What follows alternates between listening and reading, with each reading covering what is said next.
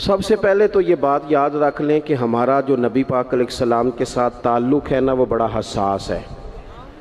انسان کے بہت سارے رشتے ہوتے ہیں، سارے حساس نہیں ہوتے۔ نوجوان میری بات پر غور کریں، یہ ہمیں سارا کفر کہتا ہے، سارے مشرک کہتے ہیں، تانے دیتے ہیں کہ مسلمانوں تم حضور کے نام پر اتنے جذباتی کیوں ہوتے ہو؟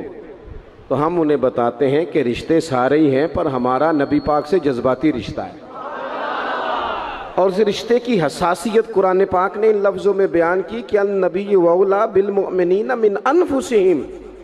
فرمایا یہ جو نبی ہے نا، یہ مومنوں کے ان کی جانوں سے بھی زیادہ قریب ہے، یہ زیادہ قربت ہے، اس رشتے میں حساسیت ہے۔ اور نبی پاک علیہ السلام کا امت سے تعلق کس طرح کا ہے؟ عزیز علیہ ما عنتم۔ فرمایا مشکل میں تم پڑو تو تکلیف میرے محبوب کو ہوتی ہے۔ یہ کبھی اماں کہتی تھی نا کہ بیٹا کھا لے تو ماں کا بھی پیٹ بھر جاتا ہے، تو لوگ کہتے تھے یہ شاعرانہ بات ہے، یہ لوگ تنقید کرتے تھے یہ کیسے ہو سکتا ہے، کسی کی تکلیف کسی کو ہو۔ لیکن قرآن نے اس مضمون کو کھول دیا، فرمایا ایک رشتہ تمہارا ایسا بھی ہے کہ عزیز علیہ ما عنتم، مشکل میں تم پڑھتے ہو گراں میرے محبوب پہ گزرتا ہے۔ حریص علیکم، فرمایا کریم تو تمہاری بھلائی چاہنے میں جلدی کرتے ہیں۔ وبالمؤمنین رؤوف الرحیم، وہ مومنوں پہ رؤوف بھی ہیں اور رحیم بھی ہیں۔ نوجوانوں غور سے سننا میری بات، آپ کو نا اس مضمون کی درجنوں حدیثیں ملیں گی کتب احادیث میں، درجنوں۔ حضور فرماتے ہیں میرا جی چاہتا تھا، جب کسی کام کو میرا اور آپ کا جی چاہتا ہے تو پھر ہم پرواہ نہیں کرتے، من کی مرضی پوری کرتے ہیں۔ صحیح کہہ رہا ہوں؟ یعنی میرا جی چاہتا ہے تو پھر میں وہ کام چھوڑ جاؤں؟ حضور فرمانے لگے میرا جی چاہتا تھا ہر وضو کے ساتھ مسواک ضروری قرار دے دوں، جی چاہتا تھا، لیکن تمہیں تکلیف ہوگی لہٰذا میں اسے ضروری قرار نہیں دیتا۔ فرمانے لگے میرا جی چاہتا تھا کہ میں دیر سے عشاء کی نماز پڑھاؤں، لیکن اس لیے نہیں پڑھاتا کہ تمہیں تکلیف ہوگی۔ پھر فرمایا میرا جی چاہتا تھا کہ میں اپنی پوری امت پر تہجد کی نماز ضروری قرار دے دوں۔ پھر حضور قرار کیوں نہیں دی؟ تو بات کا مفہوم یہ بنتا ہے کہ حضور فرمانے لگے میں نے اپنی چاہت نہیں دیکھی، تمہاری نیند دیکھی ہے، تمہیں تکلیف ہوگی۔ حضرت سیدہ عائشہ صدیقہ فرماتی ہیں، صحیح حدیث میں موجود ہے، فرماتی ہیں حضور کو امت کے حق میں دو باتوں کا اختیار دیا جاتا نا کہ یا رسول اللہ یہ والی چیز آپ کی امت پہ ضروری کر دی جائے یا یہ والی، تو سیدہ فرماتی ہیں جو چیز زیادہ آسان ہوتی حضور امت کے حق میں اسے اختیار کرتے، امت پر مشکل نہ آئے۔ حساسیت امت کے حق میں، نبی پاک کے دل میں حساسیت۔ یہاں تک بات آ گئی کہ حضور فرماتے ہیں میں امامت کر رہا ہوتا ہوں، دل کرتا ہے لمبی نماز پڑھاؤں۔ نماز کس کی عبادت ہے؟ دل کرتا ہے لمبی پڑھاؤں، لیکن فرمایا پھر کسی بچے کے پیچھے سے رونے کی آواز آتی، میں نماز مختصر کر دیتا ہوں کہ اس کی ماں نماز میں شامل ہے یا گھر میں سے کوئی شامل ہے تو تکلیف نہ ہو۔ حضور ہر جگہ امت کے حق میں نرمی کرتے، آسانی پیار کرتے۔ امت کی بات آتی، حضور نے جب لشکر روانہ کیے، قافلے بھیجے جہاد کے لیے، یا کچھ لوگوں کو بعض صوبوں پر بطور گورنر تعینات فرمایا، تو فرمایا لوگوں کو خوشخبریاں دینا، لوگوں کو خوشخبریاں دینا، پریشان نہ کرنا، لوگوں پر آسانی کرنا، انہیں مشکل میں نہ ڈالنا۔ حضور امت پر آسانی کرتے، کیوں؟ اس رشتے میں حساسیت ہے۔ جب قرآن مجید کی وہ آیات نازل ہوئی نا جن میں سخت احکامات ہیں، تو محبوب کئی دن روتے رہے اپنی امت کی اس تکلیف میں کہ یہ دوزخ میں جائیں گے۔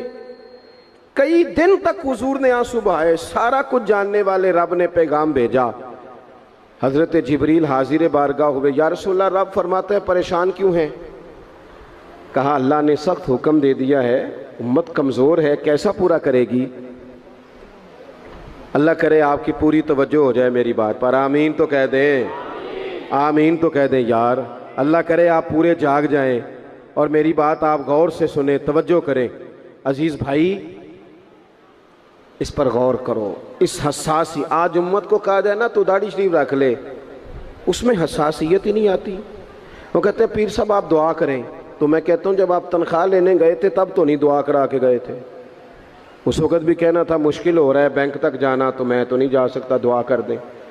جب آپ مال حاصل کر رہے تھے کسی جگہ تھے، وہ تو بڑی آسانی سے آپ نے لے لیا، اور داڑھی کے لیے پہلے آپ کو وظیفہ دیا جائے، دعائیں کی جائیں، آپ کے لیے چلہ کیا جائے، پھر آپ سنت شریعت کی طرف آئیں گے.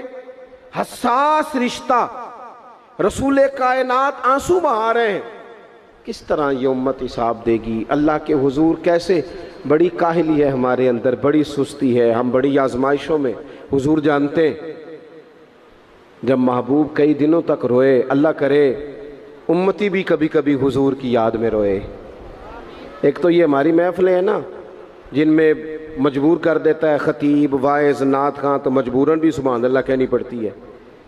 کاش کبھی گھر میں بیٹھے بیٹھے بھی دل کرے اور ہم کسی نعت خواں کے دروازے پہ اسپیشل جا کے دستک دیں اور اسے کہیں دل بڑا پریشان ہے، مدینے والے کی کوئی نعت تو سنا. کبھی ایسا بھی ہونا کہ گھر میں پیسے نہ ملنے پہ تو ٹینشن ہوتی ہے، اور کوئی مقدمہ آ جائے تو پریشانی ہوتی ہے، لڑائی ہو جائے تو ہوتی ہے. کبھی یوں بھی تو ہونا رات کو ابا جی رو رہے ہوں بستر پہ، اور بڑا رو رہے ہوں اور تڑپ کے رو رہے ہوں. بچے آ کے اماں سے پوچھیں کیا مسئلہ ہے ہمارے ابا کو، کوئی پریشانی ہے، کوئی ڈاکٹر کو بلائیں، کوئی دکھ ہے؟ اماں کہتی ہے جاؤ تمہارے والی بات نہیں. بچے اصرار کر کے کہتے ہیں نہیں اماں بتا تو صحیح مسئلہ کیا ہے. تو اماں ٹھنڈی آہ بھر کے کہتی ہے پتر تمہارے باپ کو نا نبی پاک کا مدینہ یاد آتا ہے، جنوں ویکھ کے ٹھردیاں اکھیاں نے تے جنوں ویکھ کے ٹھردا سینہ ہے. ربا تیری ساری خدائی چ ایک ہی تے شہر مدینہ ہے. پیسے جتنے آگے جی انہیں بڑے نے انہاں سٹیو تہاڈی مہربانی. اسی کڈی سمجھدار قوم آ، پہلے آپ ہی کھلاری دینے پھر آپ ہی کٹھی کری دینے. کیسی بات ہے.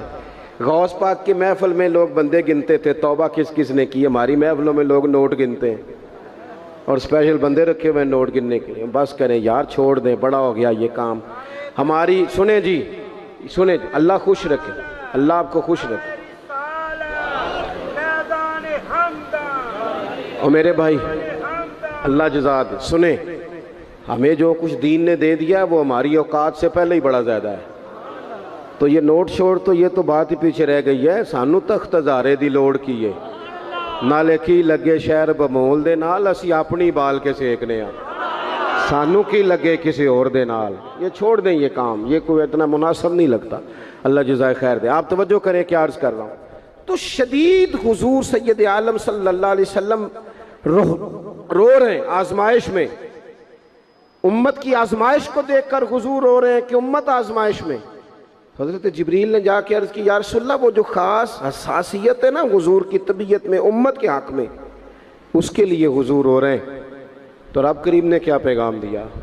کہا کہہ دو محبوب سے جا کے وَلَسَوْفَ يُعْطِيكَ رَبُّكَ فَتَرْضَىٰ، محبوب رب آپ کو اتنا دے گا کہ آپ اپنے رب سے راضی ہو جائیں گے. راضی کیا جائے گا امت کے حق میں. اور حضور فرمانے لگے جب تک ساری امت جنت میں نہیں جائے گی میں نے راضی نہیں ہونا. حضور کا یہ رشتہ حساسیت والا ہے.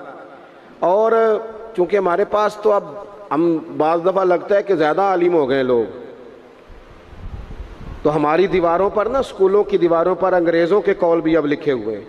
تو کئی دفعہ پوچھنے کو دل کرتا ہے انتظامیہ سے کہ حدیثیں ساری یاد ہو گئی ہیں بچوں کو، جو تمہیں اب قولوں کی ضرورت پڑ گئی وہ بھی غیروں کے اقوال تک تم آ گئے ہو. اس قوم کو تم نے حضور کے فرامین سارے سنا لیے.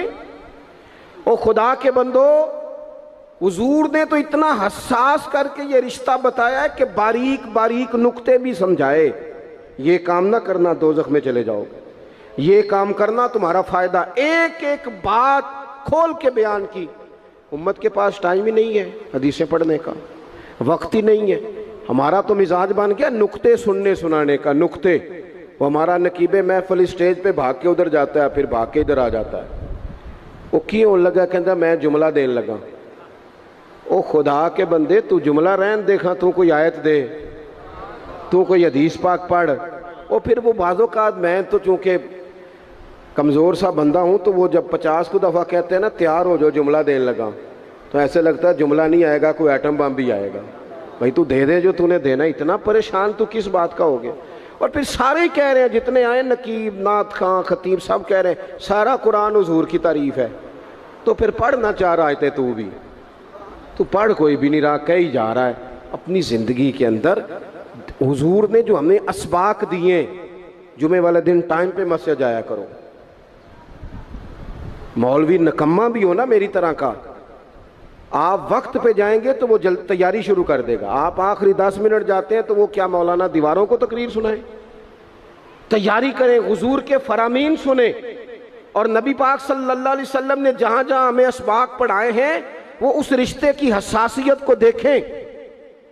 چونکہ حضور نے بڑا حساس رشتہ بنایا امت سے, تو پھر امت کے دل بھی حضور کے حق میں بڑے حساس ہیں. اپنے مزاج کے لحاظ سے نا نرم طبیعت کے آدمی حضرت صدیق اکبر. کچھ لوگ نرم ہوتے ہیں نا بیچارے, جو گیا مان لی, جو گیا مان لی, ان کو لوگ تنگ بھی بڑا کرتے ہیں. یہ بھی میں آپ کو بتا رہا ہوں. وہ جس بندے کا پتہ ہوتا ہے نا کہ جناب اس کے پاس گئے تو یہ اکثر تارے شاٹ بھی رہتی ہیں, تو وہاں ذرا جاتے بھی لوگ تھوڑی احتیاط کرتے ہیں. حضرت ابو بکر صدیق طبعاً نرم طبیعت کے تھے, کشادہ روئی, خندہ پیشانی مزاج کا حصہ تھا. وہ دیر تک صبر کرنے کے عادی تھے. لیکن ایک دن ان کے والد آئے جناب ابو قحافہ رضی اللہ تعالیٰ عنہ, بعد میں انہوں نے کلمہ پڑھا. وہ ایک دن حضور کی بارگاہ میں شکایت لے کے آئے. اب کسی اس بندے کی شکایت آ جائے نا جس کی توقع نہ ہو, جس سے توقع نہ ہو. وہ کسی نے کہا تھا نا کہ تجھ سے شکوہ نہیں بے وفائی کا, پر تجھ سے امید بے تحاشا تھی. تیرے اوپر امیدیں بڑی تھیں, تو نے یہ جو کام کیا نا یہ تھوڑا عجیب لگا ہے, تجھے نہیں کرنا چاہیے تھا. کوئی اور کر دیتا تو چلو بات اتنی سخت نہیں تھی, تجھے نہیں کرنی چاہیے تھی, تیری بنتی نہیں تھی. حضرت صدیق اکبر طبی طور پر نرم آدمی, لیکن ان کے والد آئے حضور کی بارگاہ میں, اور بزرگ ہیں اور نابینا ہیں اور لاٹھی تھامے ہوئے, اور انہوں نے بڑی عجیب بات کی. کہا یا رسول اللہ حد ہو گئی, آج تو ابو بکر صدیق نے مجھے تھپڑ مارا ہے.